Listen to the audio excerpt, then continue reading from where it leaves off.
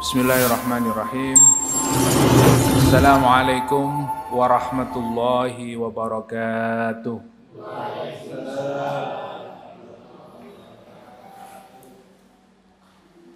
Alhamdulillah, nahmaduhu wa nasta'inuhu wa nastaghfiruh wa na'udzu billahi min shururi anfusina wa min sayyiati a'malina. May yahdihillahu fala mudilla lahu wa may yudlilhu fala hadiya lahu.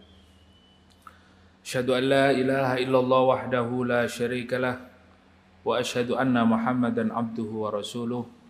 Allahumma shalli ala Muhammad wa ala alihi wa ashabihi wa man tabi'ahum bi ihsanin ila yaumiddin, amma ba'du.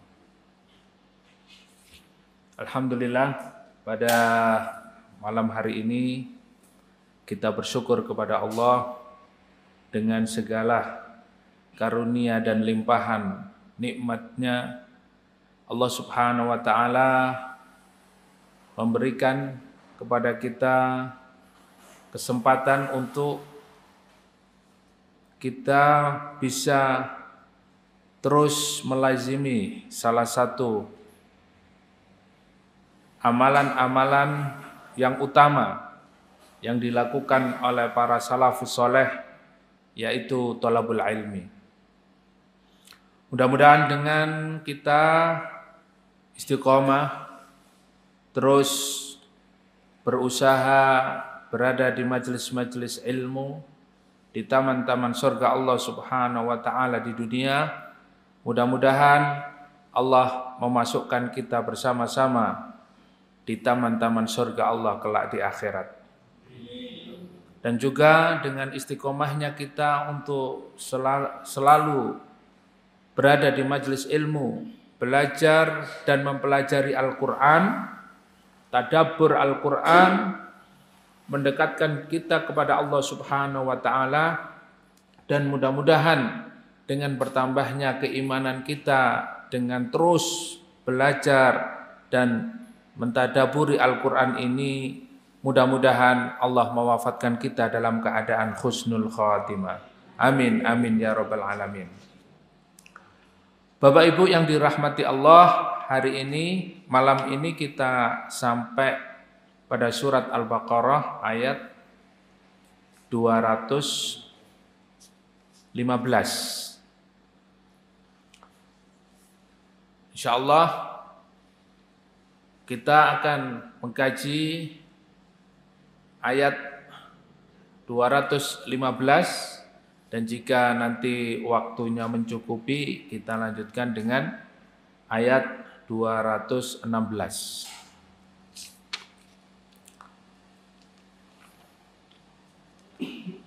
Silakan dibuka mushafnya, Al-Qur'annya.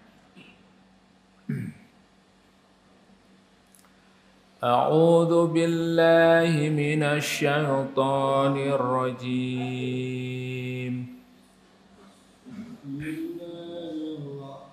Bismillahirrahmanirrahim. Yas'alunaka madza yunfiqun. قل ما أنفقتم من خير فللوالدين والأقربين واليتامى والمساكين وابن السبيل وما تفعلوا من خير فإن الله به عليم. Yas'alunaka madza yunfiqun. Mereka bertanya,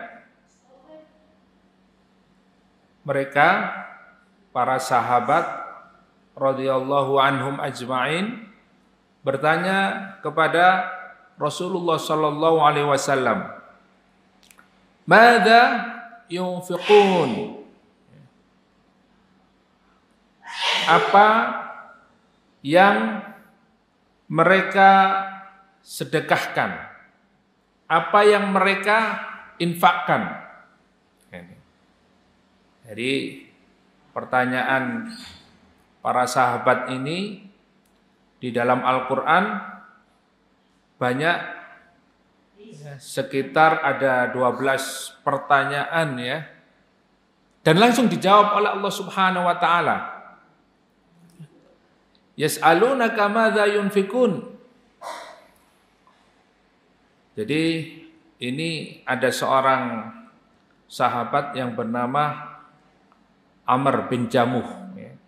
Dia salah satu sahabat yang memiliki banyak kekayaan.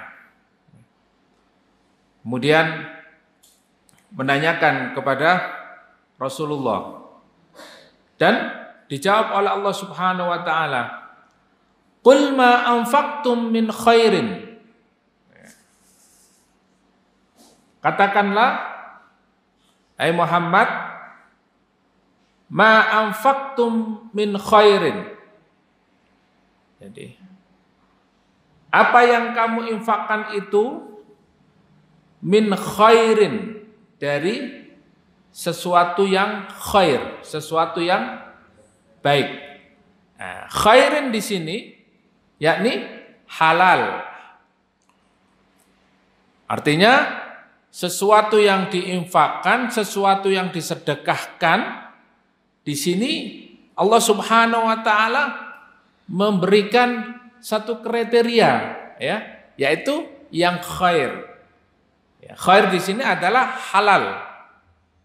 Ya, bukan barang yang subhat, apalagi sesuatu yang haram. Ya. Karena dalam satu hadis ya, yang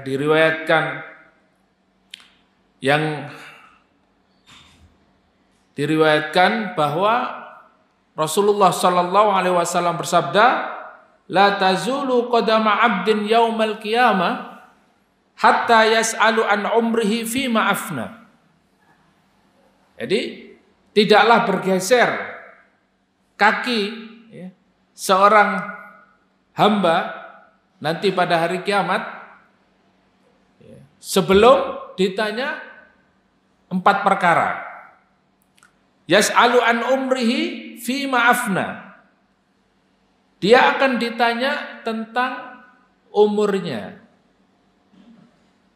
Untuk apa dia gunakan?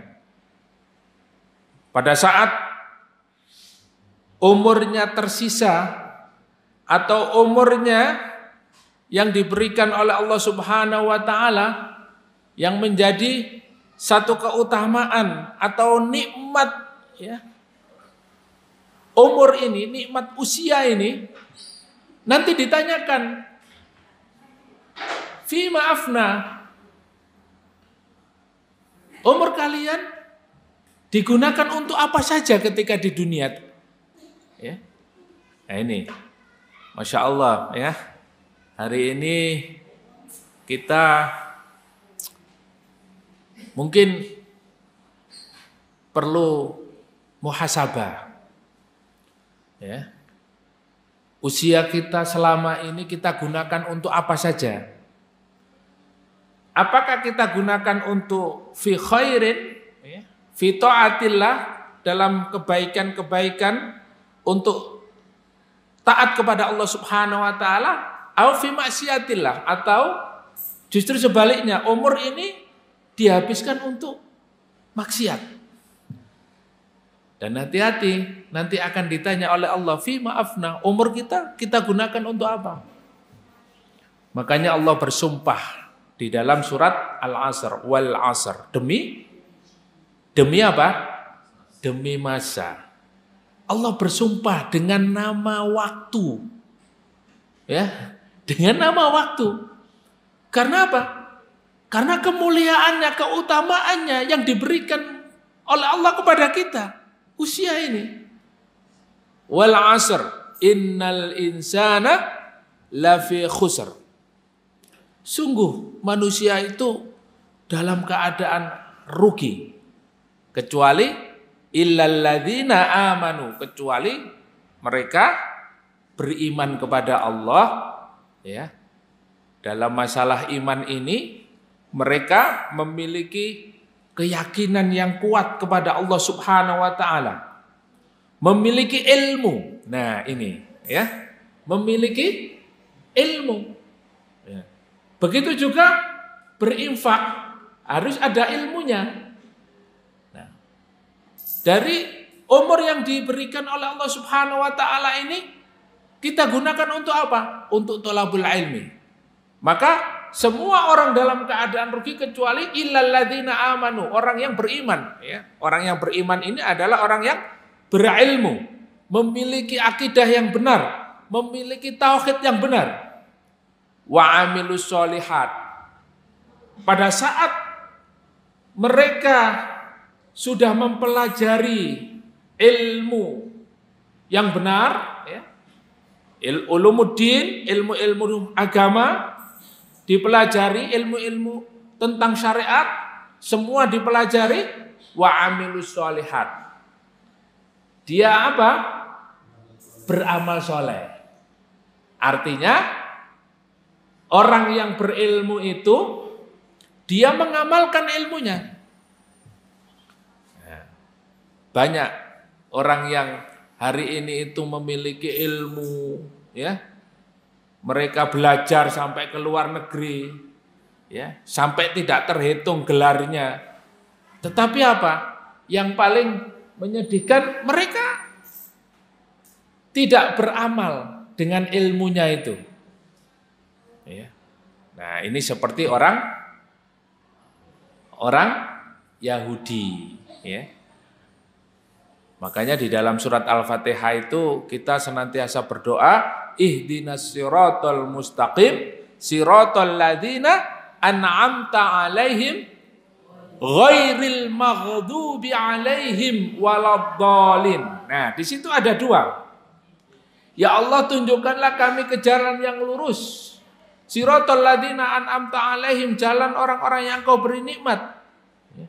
An'amta alaihim ghairil maghdubi alaihim, dan bukan jalan orang-orang yang Engkau murkai.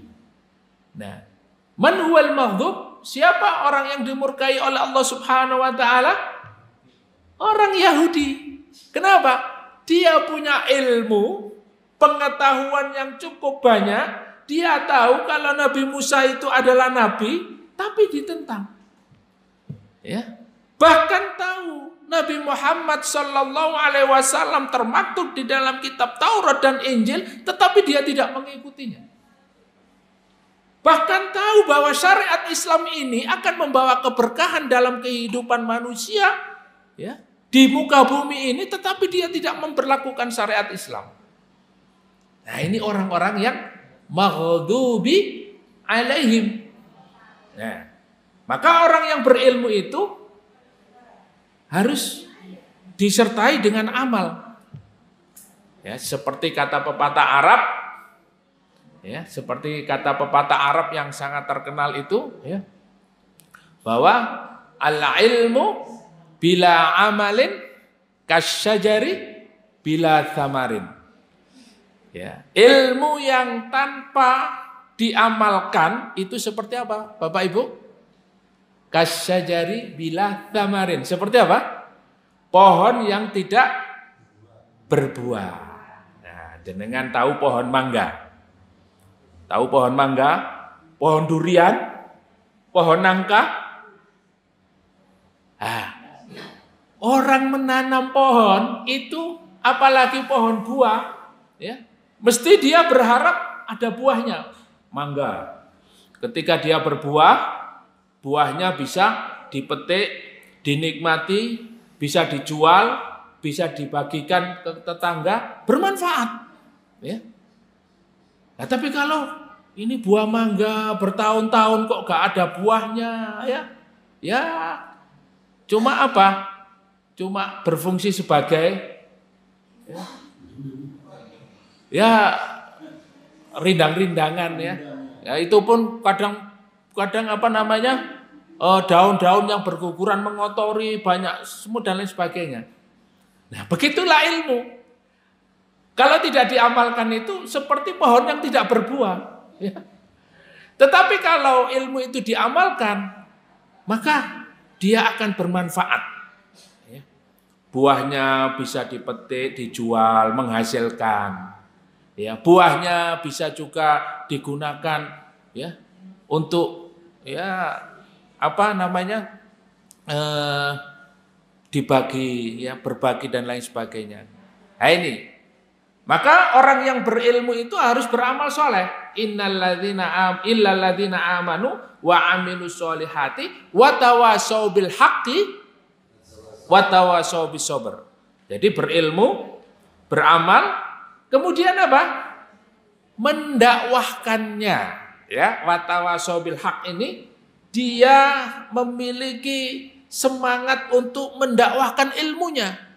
Nah, jadi panjenengan bertahun-tahun ya belajar atau taklim di mana saja ya agar ilmu itu bermanfaat, pertama diamalkan. Yang kedua apa? Disebarkan ya.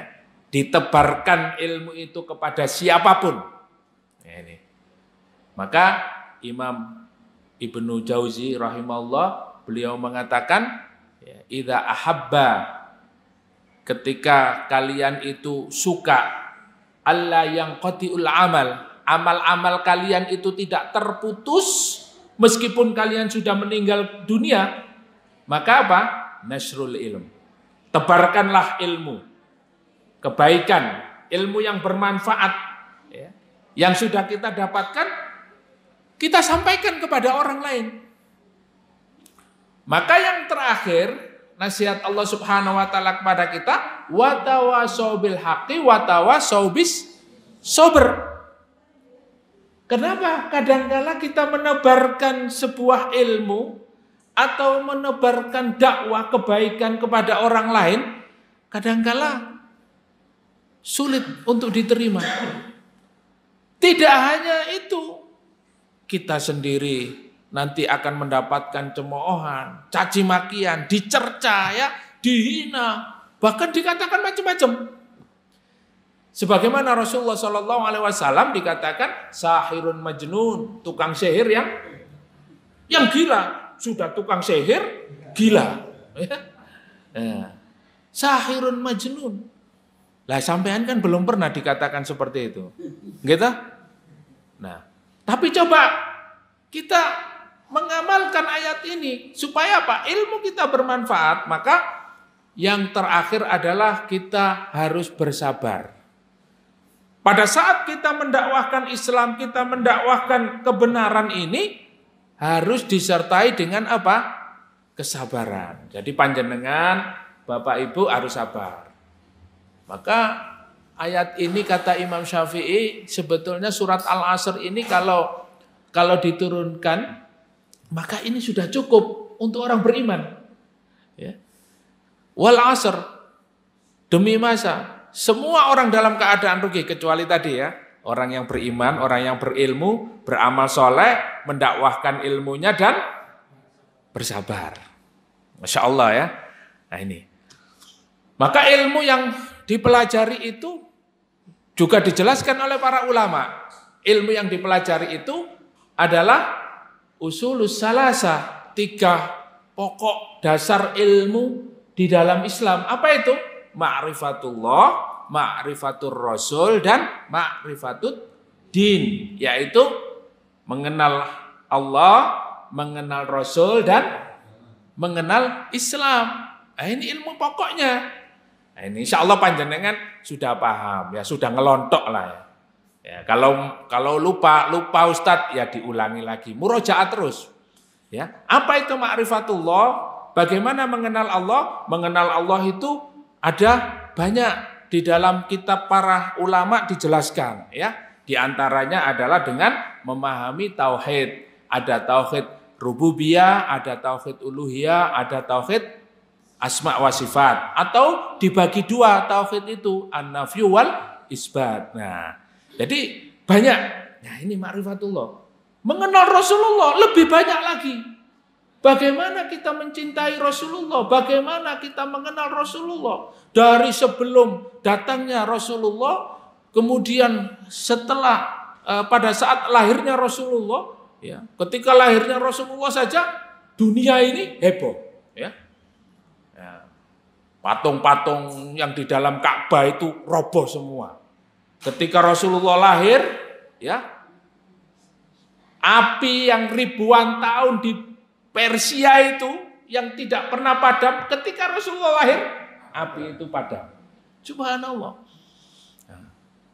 Kemudian bagaimana Rasulullah ya pada saat kecil, pada saat pemuda ya, umur 12 tahun sudah menjadi pedagang, Pak. Ya. Rasulullah itu umur 12 tahun sudah jadi pedagang, sudah ikut pamannya Abu Thalib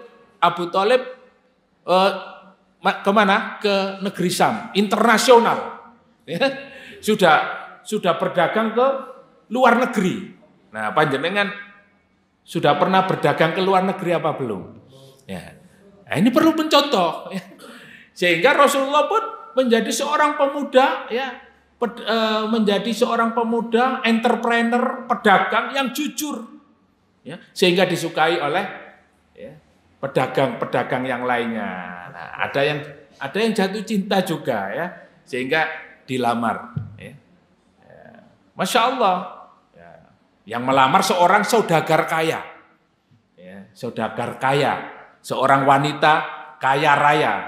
Nah, ini Masya Allah.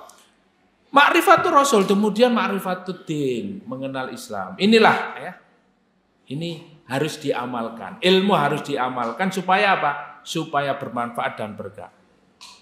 An umri fi ma'afna. Kita kembali kepada hadis tadi bahwa apa? Kita nanti akan ditanya oleh Allah Subhanahu wa taala tentang umur kita. Kita habiskan untuk apa? Untuk kebaikan atau untuk kemaksiatan? Wa an ilmihi fima fa'ala, dan juga Allah akan bertanya kepada kita tentang apa? Ilmu yang sudah kita pelajari, ilmu selama ini akan ditanya oleh Allah Subhanahu wa taala. Fima fa'ala. Apakah sudah dikerjakan? Apakah sudah diamalkan? Nah ini. Maka kalau kita mencontoh ya atau membaca sejarah para sahabat itu, beliau ketika belajar atau mengkaji satu ayat, mereka tidak akan mempelajari ayat berikutnya sampai mereka mengamalkan ayat tersebut. Ya.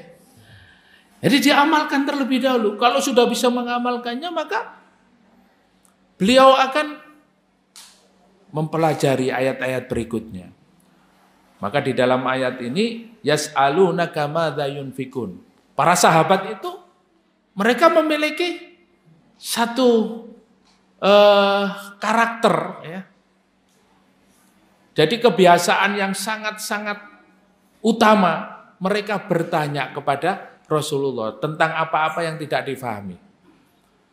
Tapi tidak lantas orang yang banyak bertanya itu juga ada sisi yang harus dihindari, yaitu bertanya tentang sesuatu yang tidak penting.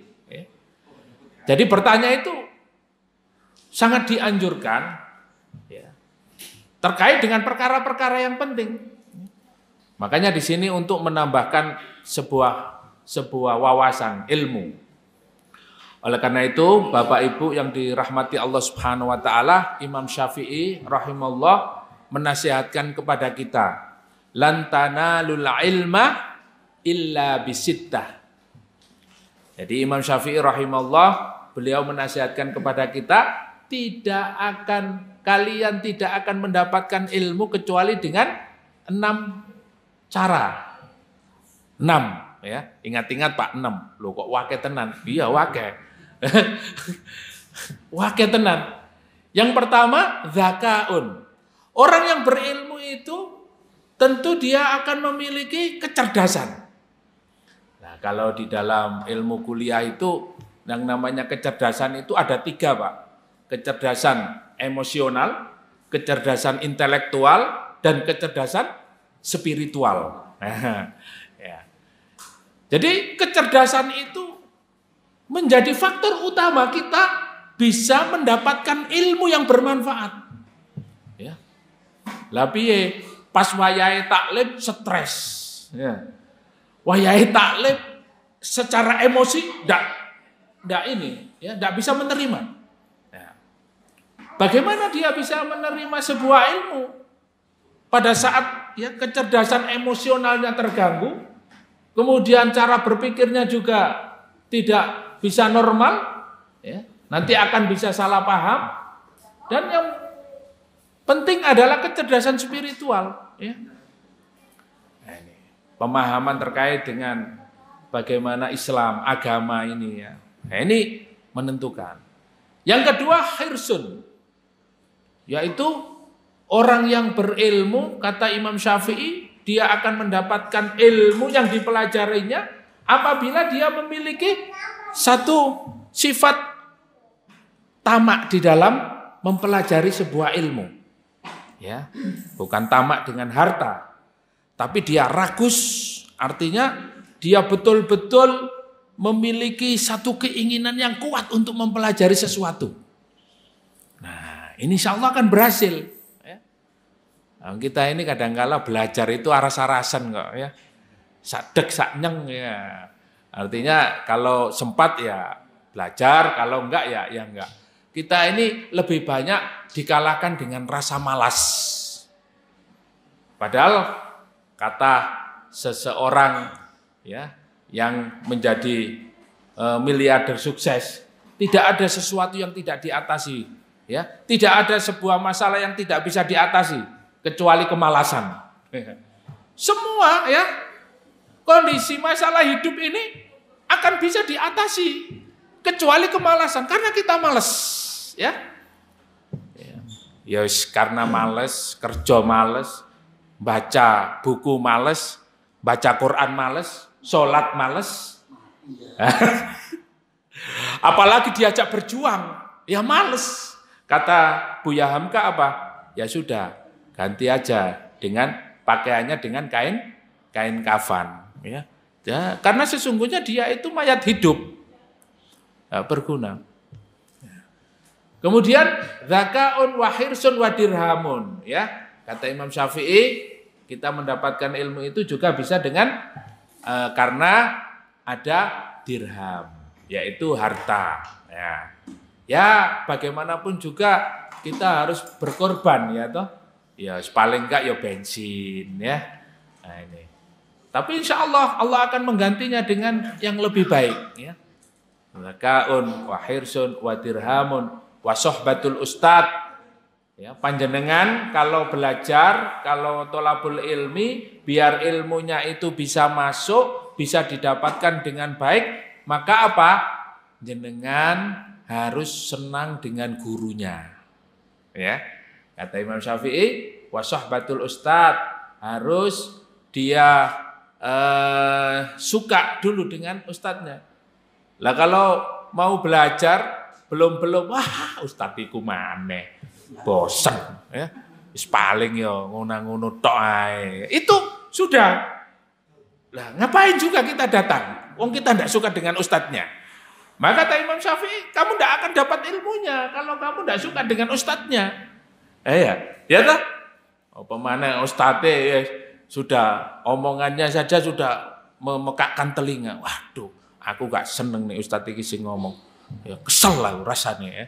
Kesel, padahal itu cuma ngomong, ya. Nah, jadi artinya gini, kita harus menanamkan pada diri kita harus suka ustadznya.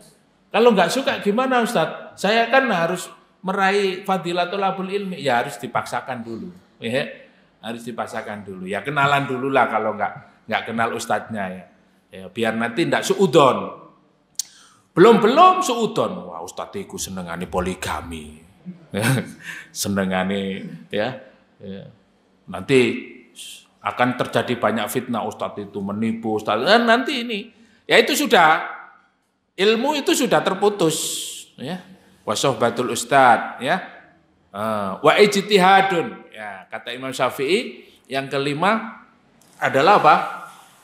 Harus bersungguh-sungguh di dalam tolabul ilmi. Meskipun jauh jaraknya, ya hari ini itu sangat dekat Pak. Dulu dulu salafus soleh dari Irak ke Madinah, ya. Dari Yaman ke Mekah.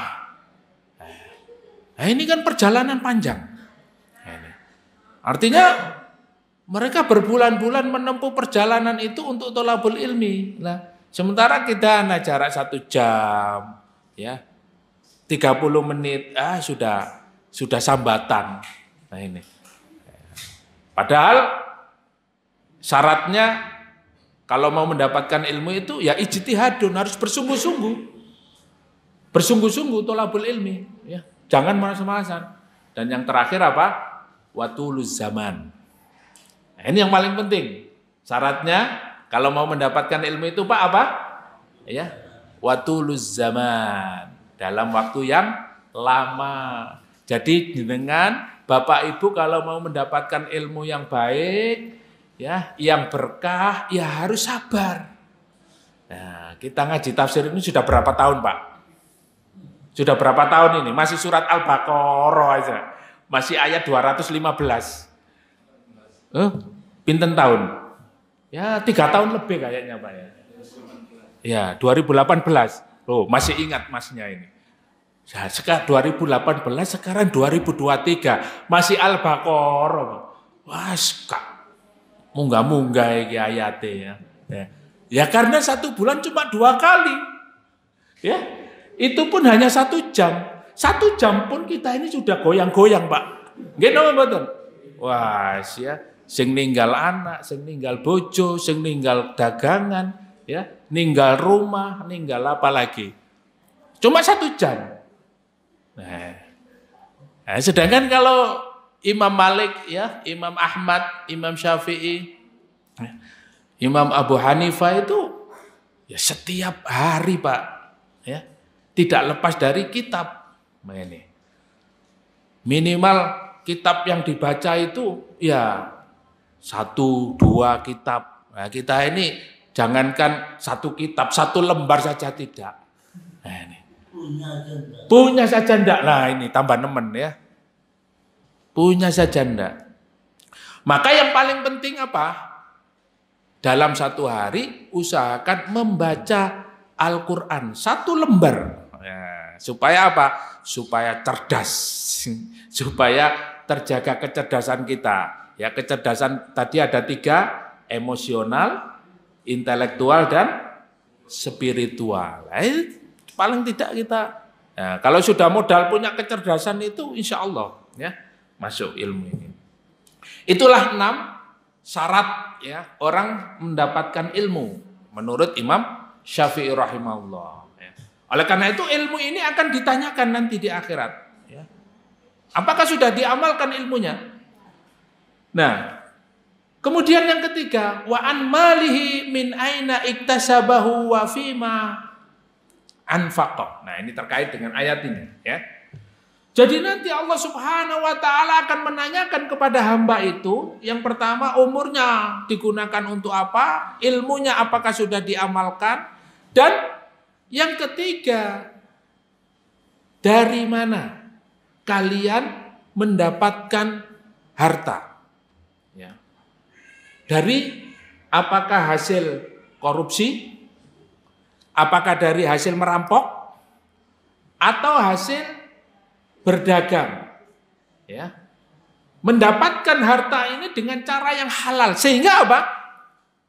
Ketika para sahabat bertanya, yas'alunaka madza yunfikun? Qul ma anfaqtum min khair.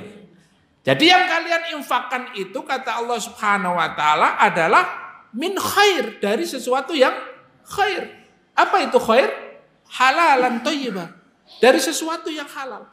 Artinya mendapatkannya juga dari sesuatu yang baik. Dari pekerjaan yang baik. Nah ini. Bukan dari hasil menipu, apalagi hasil merampok, apalagi hasil korupsi. Nah ini. Maka ada orang itu yang pekerjaannya itu pekerjaan yang ya diharamkan oleh Allah Subhanahu Wa Taala ya. Bosnya bos prostitusi itu, tapi dia mau bangun masjid,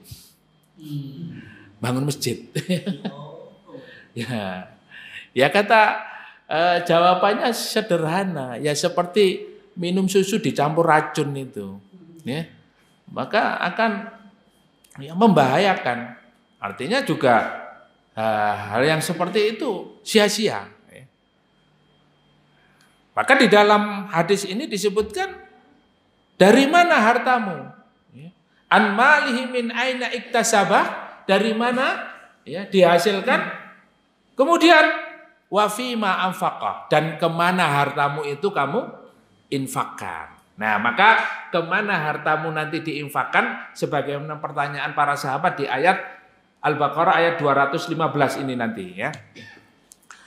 Wa an jismihi fima ablah, dan Allah akan bertanya ya tentang jasad atau tubuh kita ya.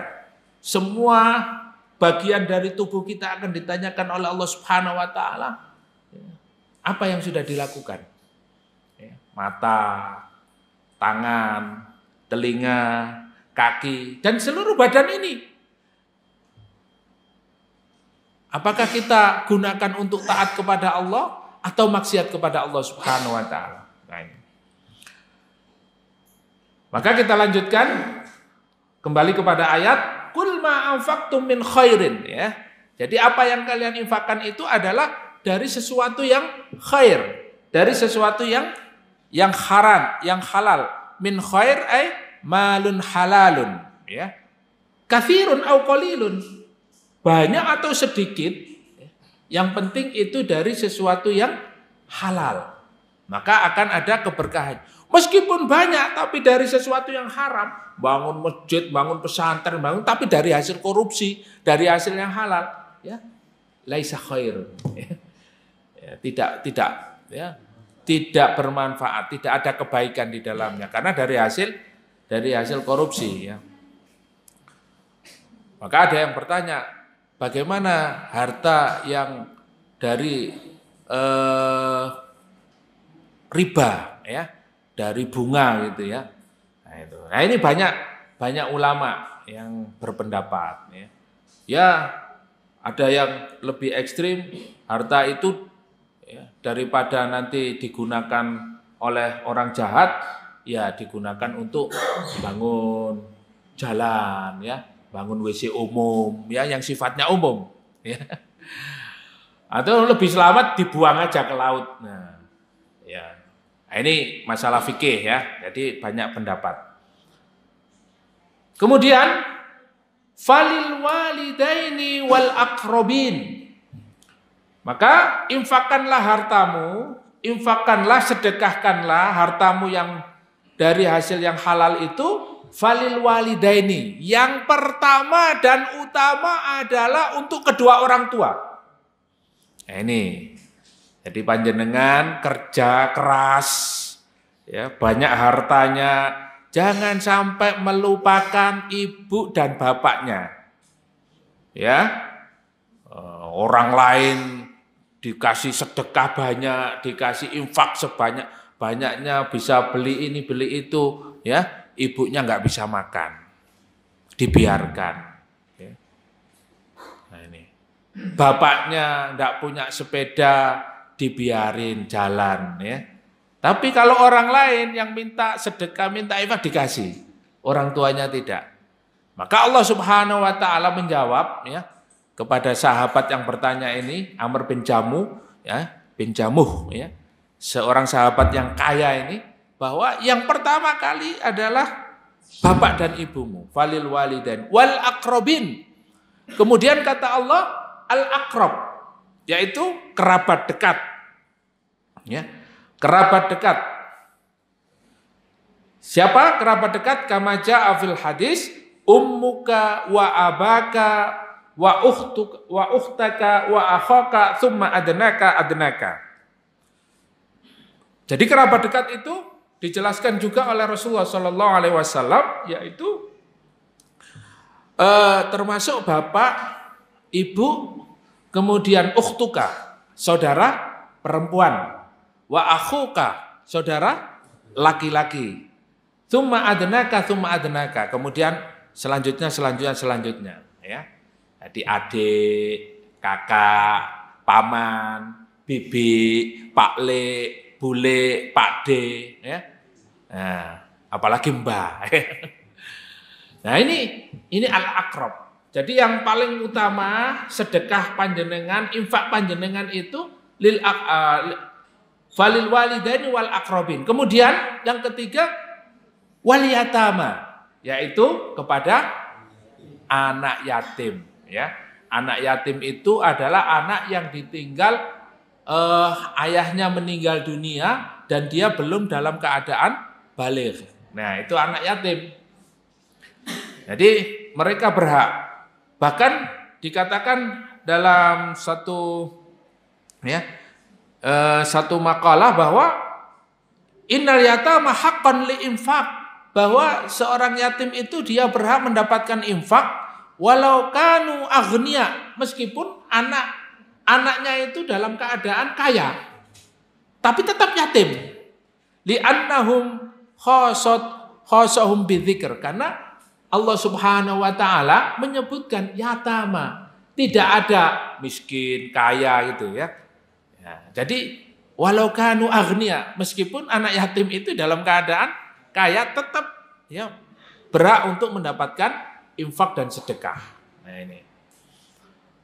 Kemudian wal masakin, ya, yaitu orang-orang miskin, wabni sabil, dan orang-orang yang dalam perjalanan, ya, ibnu sabil, orang-orang yang safar, orang-orang yang mengadakan perjalanan jauh.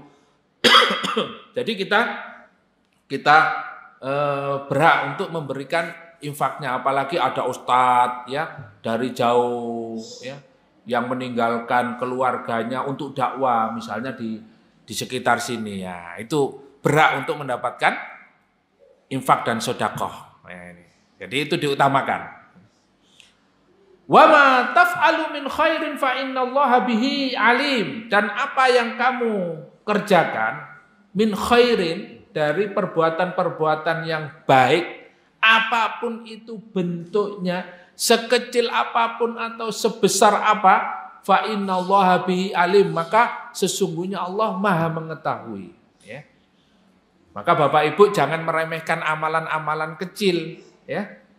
Amalan-amalan kecil itu bisa jadi menjadi penyebab seorang masuk ke dalam surga.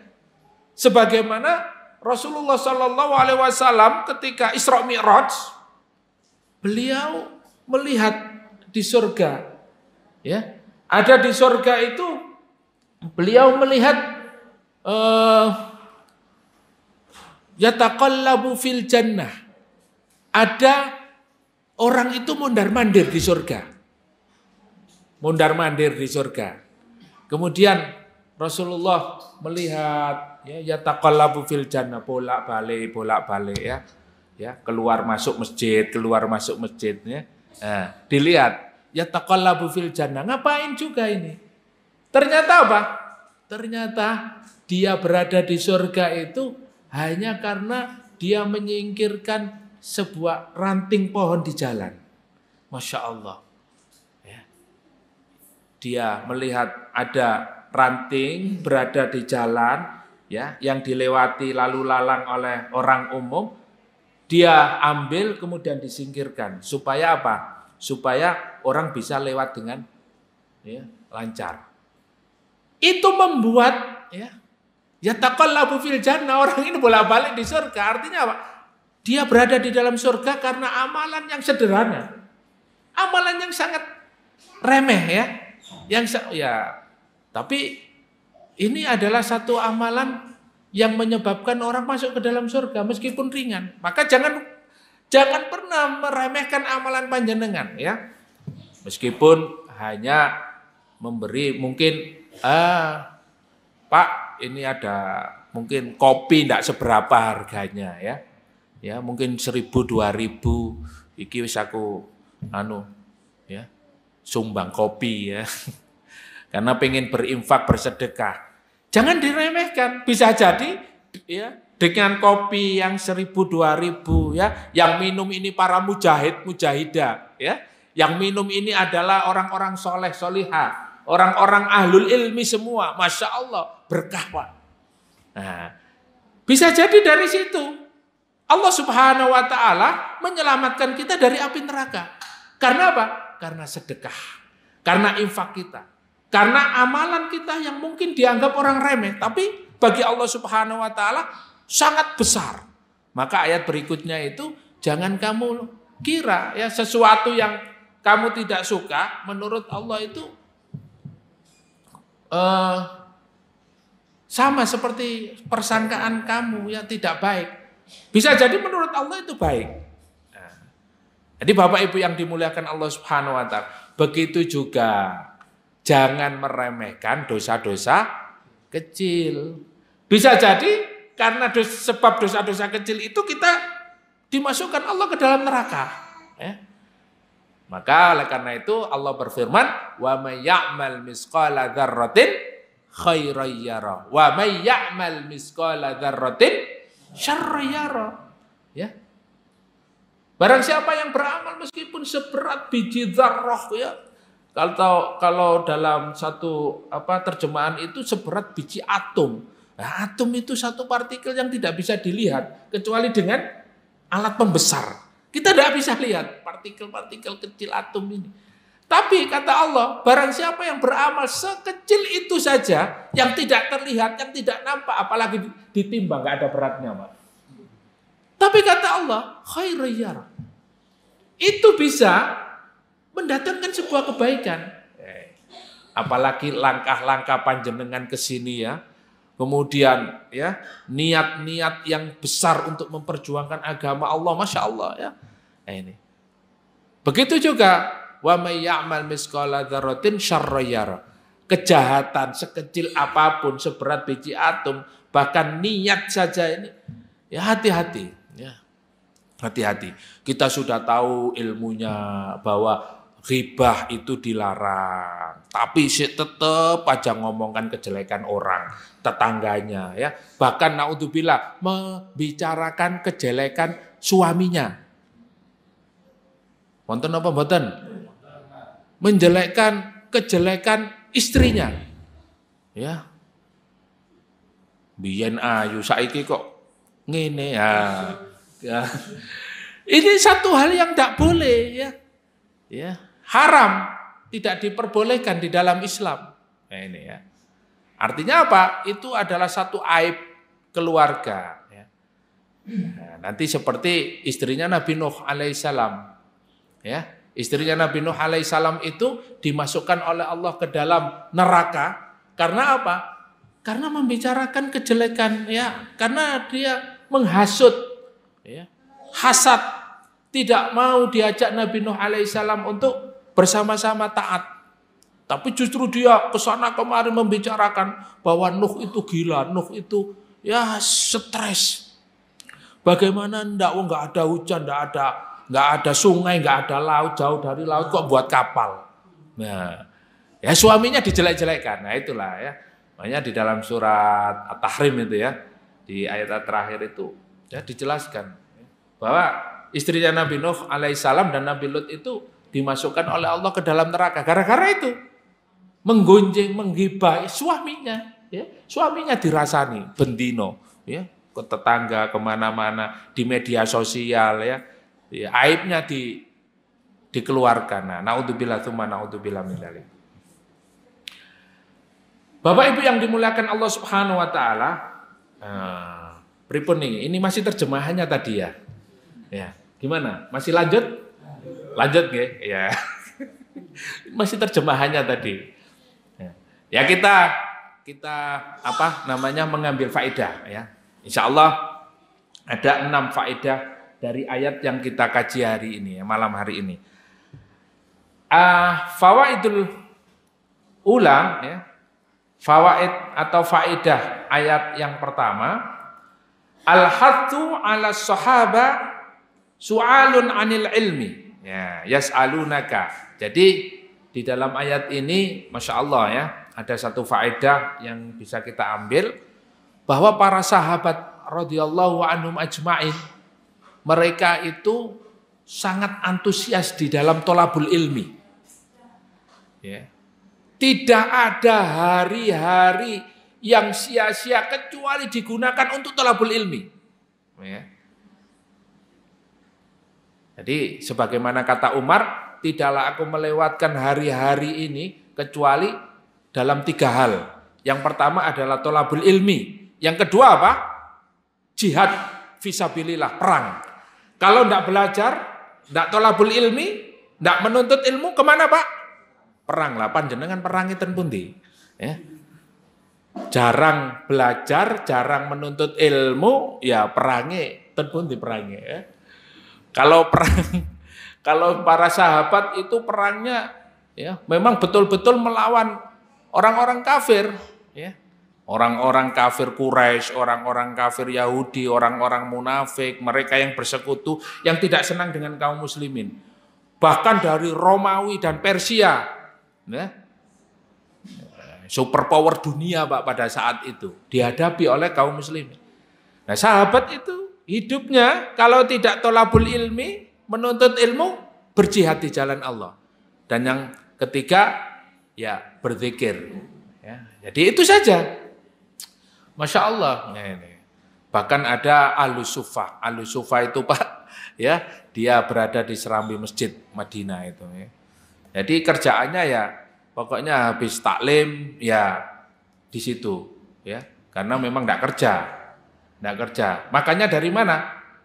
Makannya itu dikasih Rasulullah, ya ta'al ya baru makan mereka. Tapi Ahlus Suffah ini orang yang pertama kali berangkat Pak kalau ada seruan jihad. Ya. Orang yang pertama kali berangkat kalau ada seruan jihad. Mereka langsung berangkat, ya, enggak pakai kata tidak. Ya. Apalagi kena gembosan orang-orang munafik. Jadi di Madinah itu ada murdiluna wal murjifun, orang-orang yang gembosi. Ya, itu kalau kita ngaji tafsir surat At-Taubah itu, surat At-Taubah itu adalah surat yang menyingkap kebusukan orang-orang munafik. Mereka itu kerjaannya apa? Gembosi orang yang berangkat berjuang. Ya. Kalau ada orang yang berangkat, ya, Mas, sampean gak eling tak anak bojo. Nek sampean mati, bojone sampean dadi rondo. Anak sampean yatim. Ya, dagangane sampean dipek wong. Ojo berangkat. Kalah sampean. Jelas kalah sampean. Ya. Sampean perang gawe apa? Pakai apa? Persenjataan ya modal nekat, bonek, ya toh. Nah, ilmu juga nggak cukup, kalah wis ta, nggak usah berangkat. Sakno kok bojomu rondo, anakmu yatim, daganganmu dodolanmu kok dipek wong. Nah begitu terus. Kerjaannya orang munafik itu. Ojo Mas, ojo berangkat. Ustaz, apa mana nang dikrullah? Ustaz, soro. Kok le apa-apa? Ya. Nah, itu orang-orang munafik seperti itu kerjaannya. Tapi para sahabat ini ahlul ilmi. Mereka ini tidak terpengaruh. Bahkan ada salah satu sahabat itu yang kata Rasulullah, dia adalah orang yang paling mengetahui siapa-siapa orang munafik di Madinah. Namanya itu tahu. Bahkan Abu Bakar dan Umar itu takut. Ya, jangan-jangan dia. Maka dia datang kepada sahabat ini. Apakah saya ini termasuk orang munafik? Lah. Tapi dia menyebutkan ketika orang itu meninggal dunia, dia adalah orang munafik. Tahu. Maka para sahabat itu, kalau dia tidak thalabul ilmi, berjihad, ya, kalau tidak berjihad, ya zikrullah. Banyak berzikir kepada Allah Subhanahu wa taala. Maka faedah yang pertama ini bahwa para sahabat itu yas'alunaka, sering mereka bertanya kepada Rasul. Mereka memiliki semangat thalabul ilmi. Nah, Bapak Ibu tadi ingat-ingat nggih cara agar mendapatkan ilmu yang bermanfaat, ya. Tips dari siapa? Imam Syafi'i rahimahullah. Ada 6. Masih ingat, Pak? Masih ingat, Bu? Ya, masih nggih? Nggih. Nah, coba yang pertama nopo? Kecerdasan. Yang kedua?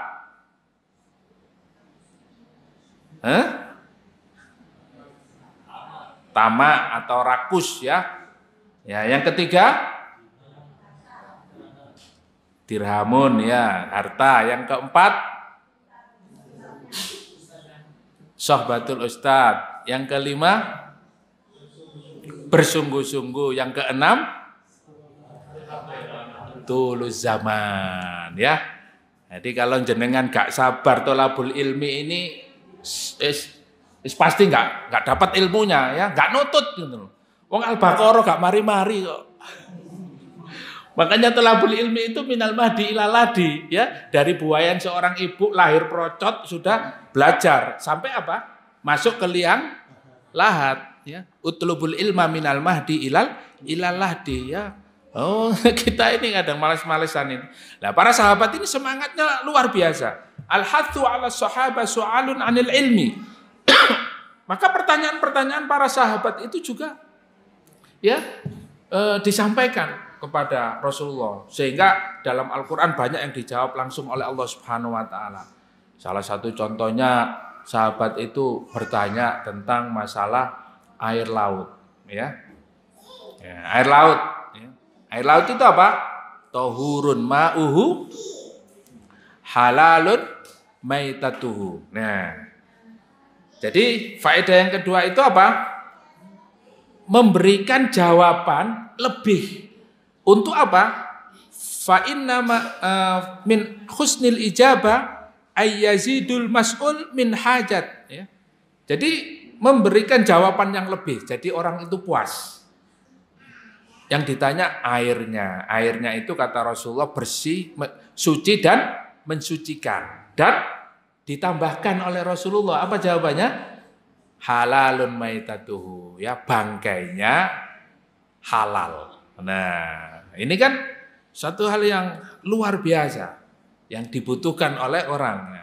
Maka ketika kita mendapatkan sebuah pertanyaan dari siapapun ya kita jawab. Ya, sesuai dengan ilmunya. Kalau bisa memberikan jawaban lebih ya, untuk lebih melengkapi jawaban itu lebih bagus. Nah, tetapi yang kedua faedahnya bahwa dilarang untuk banyak bertanya. Nah, yang pertama tadi ya, mereka antusias untuk bertanya tentang ilmu ya, tentang ilmu. Jadi pertanyaan-pertanyaan yang melahirkan amal. Jadi yang ditanyakan itu satu pertanyaan yang nanti memang betul-betul akan dilakukan. Ya, bukan pertanyaan-pertanyaan yang menyebabkan akhirnya jadi apa? Debat kusir. Ya, akhirnya merendahkan ustadznya. Akhirnya ya kembalinya kepada menang-menangan sendiri. Nah, ini sangat berbahaya. Maka oleh karena itu yang kedua adalah dilarang untuk banyak bertanya kalau tidak penting. Ya. Kenapa? Kata Rasulullah SAW, fa inna ma ahlaka man kana qablakum kathratu masailihim waqtilafu ala anbiya'ihim. Jadi orang-orang yang dihancurkan oleh Allah Subhanahu wa taala, diazab oleh Allah Subhanahu wa taala itu adalah mereka orang yang banyak bertanya. Dan mereka banyak menyelisihi anbiya, nabinya. Ya, contohnya satu kaum yang sudah kita bahas di surat Al-Baqarah. Kaum apa? Yahudi, hancur. Ya. Mereka banyak pertanyaan yang membuat mereka itu akhirnya tidak diberkahi oleh Allah, tidak mendapatkan maslahat, bahkan diazab oleh Allah Subhanahu wa taala. Ya. Satu contoh pertanyaan tentang sapi, ya. Tentang Baqarah, ya. Disuruh nyembelih sapi, sebetulnya kalau tidak ada pertanyaan ya sapi biasa, bisa sapi jantan, bisa sapi betina, bisa sapi ya. Warnanya bisa coklat, bisa putih, bisa hitam, melena. Ditanyakan malaunuha. Sapi warna apa? Nah. Kemudian sofraul laun, ya, sofro, kuning, keemasan. Ya, ditanya, kuning-kuning yang seperti apa? Nah. Terus yang karakternya seperti apa? Yang tidak pernah dipakai untuk membajak sawah, yang tidak pernah bekerja keras. Wah, susah ini. Ke kuning, emas-emasan yang tidak pernah dipakai orang. Wah, ini. Akhirnya apa? Mereka tidak melakukan itu. Kenapa? Berat. Berat, kakean takon. Ya. Nah, makanya orang-orang terdahulu kata Rasulullah itu dihancurkan karena banyak bertanya dan menyelisihi nabinya. Nah, sekarang kan banyak Bapak Ibu ya, kita temukan orang itu tanya, begitu dijawab malah dimusuhi. Oh, Ustadz ini nggak bener ini, Ustadz ini sesat ini. Lah wong tanya-tanya sudah pertanyaannya dijawab tek, lo malah memusuhi ustadznya. Nah, itu sama ya. Bahwa orang-orang dahulu juga begitu. Bahkan dulu itu bukan ustadz, nabi ya. Nabi yang dimusuhi. Nah, ini Masya Allah ya. Kemudian faedah yang selanjutnya adalah fadlul infaq alal walidaini wal aqrabin muqaddamun alal fuqara'i wal masakin. Jadi dalam ayat ini yaitu ada keutamaan infak ya, yang diutamakan siapa Bapak Ibu? Al walidain, kedua orang tua. Jadi infak yang lebih utama itu kepada bapak dan ibu. Wal aqrabin, dan kerabat dekat ya. Siapa kerabat dekat tadi? Ya. Ummuka wa abaka wa ukhtuka wa akhaka thumma adnaka ya. Ya, saudara laki-laki, saudara perempuan, ya paman, bibi, Pak D, bule, Bu D dan lain sebagainya.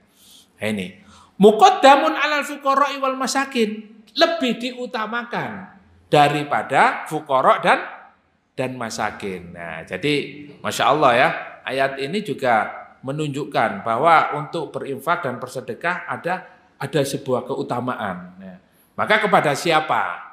Nah, ini. Jadi nggak boleh sembarangan juga ya, nggak boleh sembarangan. Tetapi apapun yang kita berikan itu Allah Subhanahu Wa Taala Maha tahu, sekecil apapun.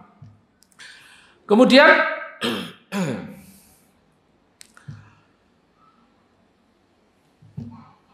inna kullu fi'lin khairin sawa'un kana infaqan malian aw amalan badanian aw ta'limal ilmi aw jihadan fi sabilillah aw ghairu dzalika fa innallaha subhanahu ya'lamu sayujzi alaihi. Nah, ini yang paling penting, yaitu apa? Sesungguhnya setiap perbuatan baik ya, sama saja apakah itu infak ya, dengan harta kita atau amal ya, amalan atau amal yang kita lakukan ya, atau ta'liman ilmi, atau belajar mengajar atau belajar mengajarkan ilmu, atau jihad, berperang, berjuang di jalan Allah Subhanahu Wa Taala, atau apapun itu, fa innallaha subhanahu ya'lamu sayujzi alaihi, dan semua apa yang kalian lakukan itu Allah Subhanahu Wa Taala Maha tahu, dan Allah akan memberikan balasan terhadap apa yang dia kerjakan ya. Maka di dalam ayat ini wa ma taf'alu min khairin fa innallaha bihi alim.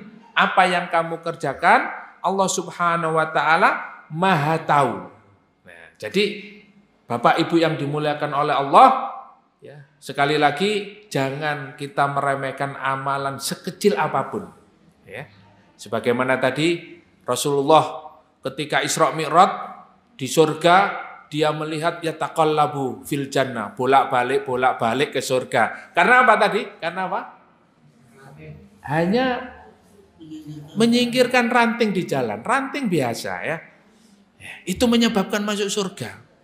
Apalagi amalan-amalan yang besar ya, seperti infak, kemudian belajar, tolabul ilmi, kemudian berjihad ya, atau amalan-amalan yang lain di jalan Allah.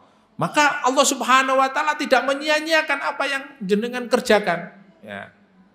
Termasuk hari ini, panjenengan datang ke majelis ilmu ini, Masya Allah ya, wong menyingkirkan ranting aja, ya taqallabu fil jannah, bolak-balik ke surga, apalagi bolak-balik dari rumah ke zikrullah. Masya Allah ya, amin. Mudah-mudahan ini adalah bagian amal kita yang menyebabkan kita dimasukkan oleh Allah ke dalam surga. Amin. Yang terakhir, yang bagi Allah yahqira minal ma'rufi syai'an.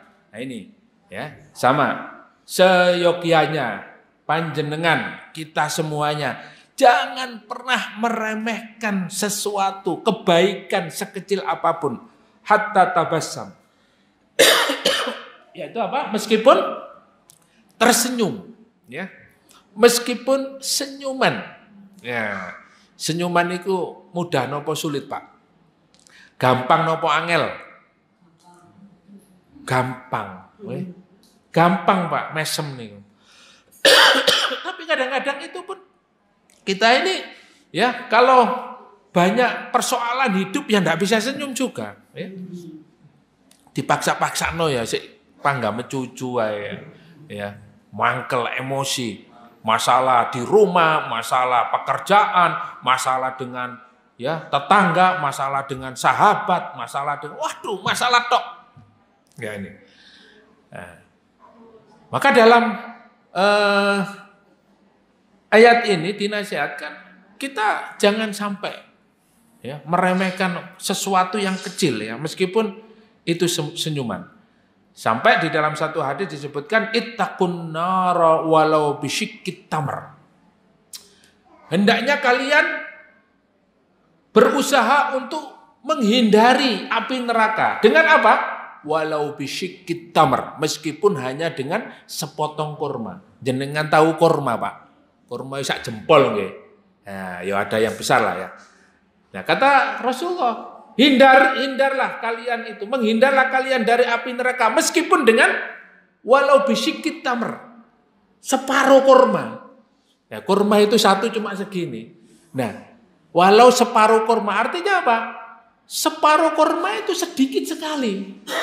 Tapi ketika kita memberikan kepada seorang, ya, kepada orang lain, dan itu kita berikan, sedekahkan dengan ikhlas, itu bisa menyelamatkan orang dari api neraka. Apalagi ya 10.000 dapat kurma berapa Pak? Lumayan nggih. Nggih. Ya, kalau kurma ajwa nggih lah agak mahal ya. Ya. Apalagi 50.000, 100.000. Ya, kalau kita ini makanan pokoknya ya beras. Ya, ditumbasakan beras mawon. Ya. Itu bisa menghindarkan seorang dari api neraka. Meskipun separuh kurma, apalagi sempurna. Ya. Apalagi satu kurma, apalagi 5, apalagi ya beras sakarung, Masya Allah ya. Nah, ini luar biasa ya. Jadi jangan pernah meremehkan. Maka ada dalam satu riwayat ya terakhir, sebelum saya tutup, ada satu kisah ya. Yang kisah ini mungkin riwayatnya itu ada yang berselisih ya. Ada yang menyatakan riwayatnya ya sanadnya sambung ya. Ada yang memang mengatakan bahwa mungkin sanadnya atau matanya beda-beda. Ada satu sahabat ya namanya Sya'bani ya, Sya'ban. Ini makanya nanti kalau Ustadz itu riwayatnya nggak sahih. Nah, tapi nanti kita ambil ya satu pelajaran. Jadi Sya'ban itu biasanya Pak, dia itu sholat subuh, sebelum subuh datang, terus nyari tempat yang paling enak. Ya, mungkin di pojok mana di Kruwa ini yang paling enak ini ya. Ya, jadi paling enak bisa sandar, senderan enak, bisa ini ya. Nah itu ya. Setiap kali Rasulullah setelah selesai sholat mesti lihat Sya'ban nyender, nyantai ya, dzikir, pokoknya dienak-enak lah. Nah, suatu hari subuh, kemudian sholat subuh ini sholat fajar sudah 2 rakaat sebelum subuh. Setelah semua selesai, kemudian Rasulullah datang mau iqomah, tapi ditunggu dulu. Ya. Rasulullah, para sahabat tanya, Rasulullah nunggu siapa? Rasulullah menunggu siapa? Aina Sya'ban? Mana Sya'ban? Ya. Kok saya tidak melihat Sya'ban? Ya. Tapi ditunggu, tetap ditunggu. Sampai akhirnya, wah ini kalau kita nunggu nanti kesiangan sholat subuhnya. Akhirnya dilaksanakan sholat subuh. Nah, setelah selesai sholat subuh, ditanya-tanya, ya Sya'ban ini mana? Ternyata ya Sya'ban sudah meninggal dunia ya Rasulullah. Ya. Nah kemudian didatangi ke rumahnya. Ternyata rumah Sya'ban ini Pak, ya dalam riwayat itu hampir 3 kilo dari masjid. Jalan, ya jalan, jauh, ya. Nah, terus didatangi oleh Rasulullah dengan para sahabat. Kemudian ditanya istrinya, ya.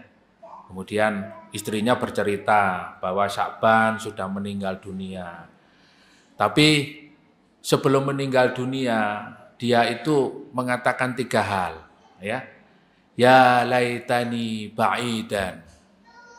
Ya laitani ya katsiran. Ya.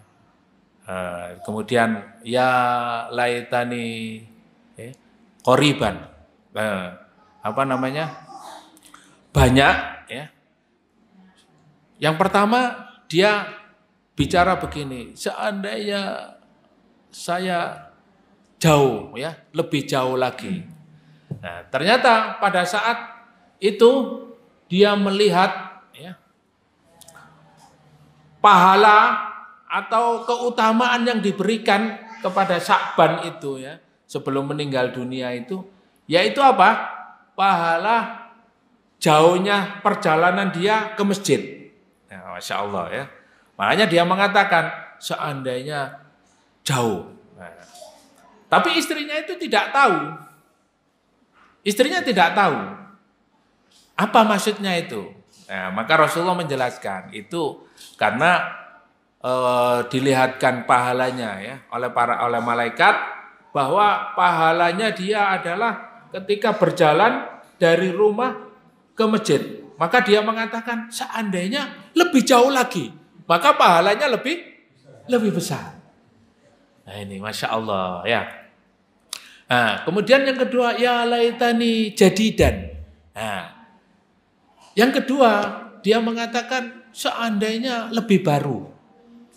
Karena pada saat perjalanan dari rumah ke masjid, ya, apalagi sebelum subuh, dia pakai 2 baju.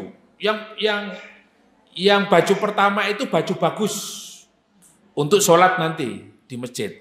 Nah yang kedua dia pakai baju untuk melindungi dari debu, dari angin, dari macam-macam lah, ya. Nah di perjalanan ada orang yang hampir meninggal dunia karena kedinginan. Nah, oleh Sya'ban dikasih, ya, bajunya yang lama, yang agak jelek tadi itu dikasihkan itu. Nah, sehingga dilihatkan keutamaannya, memberikan pertolongan dengan apa? Memberikan bajunya tadi. Masya Allah, ya. Nah, itu makanya dia mengatakan seandainya yang saya kasihkan itu baju yang baru, maka saya akan mendapatkan lebih banyak pahala lagi, kan gitu, ya. Nah, Masya Allah. Nah, dan yang ketiga, ya laitani katsiran, seandainya lebih banyak lagi. Jadi pada saat dia makan roti itu, kemudian dicampur susu, ada yang datang, Pak. Ada yang datang. Nah, dia berbagi, ya, separuh, ya, separuh dari makanan dia. Nah, dia mengatakan seandainya lebih banyak lagi yang saya kasihkan.